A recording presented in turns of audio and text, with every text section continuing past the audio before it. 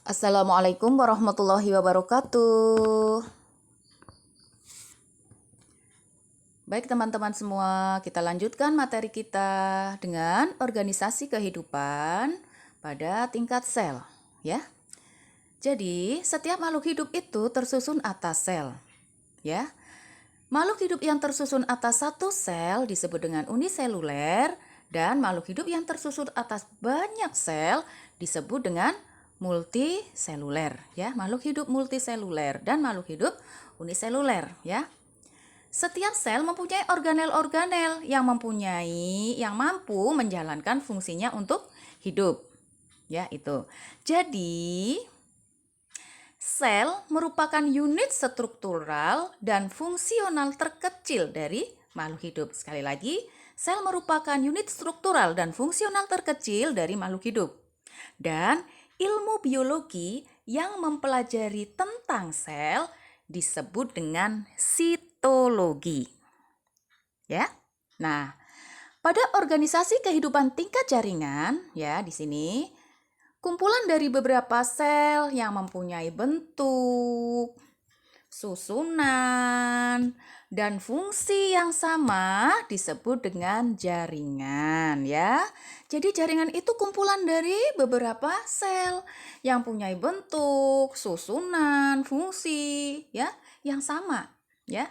Kumpulan sel ini bekerja sama menjalankan tugasnya sesuai dengan fungsinya. Contohnya, pada jaringan syaraf yang berfungsi menyampaikan dan menanggapi rangsang dari reseptor ke efektor. Nah, ilmu biologi yang mempelajari jaringan disebut dengan histologi. Ya. Nah, pada organisasi kehidupan tingkat organ, ya, jadi organ adalah kumpulan dari beberapa jaringan yang berbeda dan menjalankan fungsi yang sama. Kumpulan dari beberapa jaringan yang berbeda yang menjalankan fungsi yang sama disebut dengan organ. Contoh, organ kulit terbentuk oleh beberapa jaringan yang berbeda seperti jaringan epitel, jaringan otot, jaringan darah, dan jaringan saraf. Nah, keseluruhan jaringan tersebut bekerja sama menjalankan fungsinya seperti melindungi tubuh, ya. Tuh. Nah, ini beberapa contoh organisasi kehidupan tingkat sel sampai dengan jaringan, ya. Tuh. Nah, seperti ini ya, teman-teman. Nah,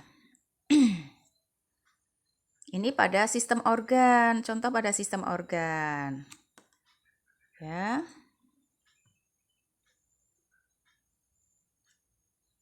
Nah, seperti ini.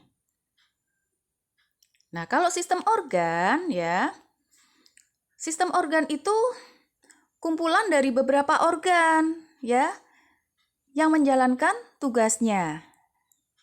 Sekumpulan daripada beberapa organ, ya, itu menjadi sistem organ. Di sini sistem pencernaan makanan. Misalkan pada sistem pencernaan makanan, ya, seperti ini.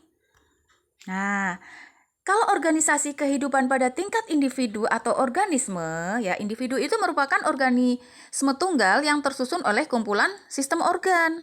Nah, dengan adanya berbagai sistem organ yang fungsinya berbeda, membuat suatu individu dapat melakukan hidupnya dengan baik, ya. Tuh. Nah, sedangkan organisasi pada kehidupan tingkatan populasi terbentuk oleh kumpulan individu atau spesies yang sejenis, ya, yang mempunyai suatu habitat atau habitat itu kan tempat hidup, ya, dan dalam waktu tertentu. Terbentuk oleh kumpulan individu atau spesies yang sejenis, menempati suatu habitat dan dalam waktu tertentu. Pada tingkatan populasi, dalam populasi terjadi interaksi atau hubungan antar spesiesnya.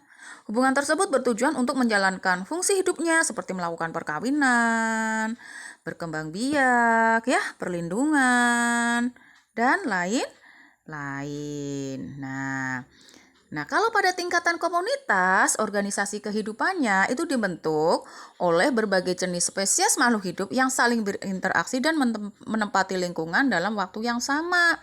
Secara garis besar, Ya, komunitas dapat dibedakan menjadi kedua, yaitu komunitas akuatik dan komunitas terestrial. Kalau komunitas akuatik itu terdapat di laut, danau, sungai, parit, kolam, ya seperti itu.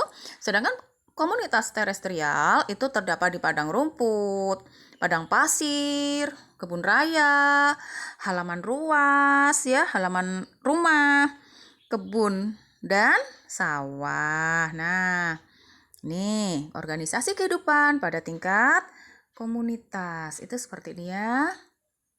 Nah, sedangkan organisasi kehidupan pada tingkat ekosistem itu dibentuk oleh beberapa macam populasi yang berinteraksi dengan lingkungan tempat mereka hidup atau interaksi. Interaksi itu hubungan timbal balik antara komponen biotik dengan komponen abiotik. Karena adanya interaksi antar komponen, maka terjadi aliran atau siklus materi materi dan energi melalui peristiwa makan dimakan, ya, yang membentuk sebuah rantai makanan dan jaring-jaring makanan. Nah, contoh ekosistem misalnya ekosistem air kolam, ekosistem sawah, kemudian ekosistem danau, ya, dan masih banyak lagi, ya. Dan di sini ada organisasi kehidupan pada tingkat bioma, ya. Merupakan satuan daerah daratan yang luas yang dibentuk oleh ekosistem dalam skala besar. Ya, yang terjadi karena adanya interaksi iklim dengan keanekaragaman makhluk hidup yang khas atau dominan. Contohnya, bioma padang rumput, hutan hujan tropis, hutan gugur, ya. Ada juga bioma tundra, bioma taiga. Ya, itu. Ya. Itu saja ya, teman-teman, materi lanjutan dari sebelumnya. Selamat belajar. Sekian dari Ibu. Assalamualaikum warahmatullahi wabarakatuh.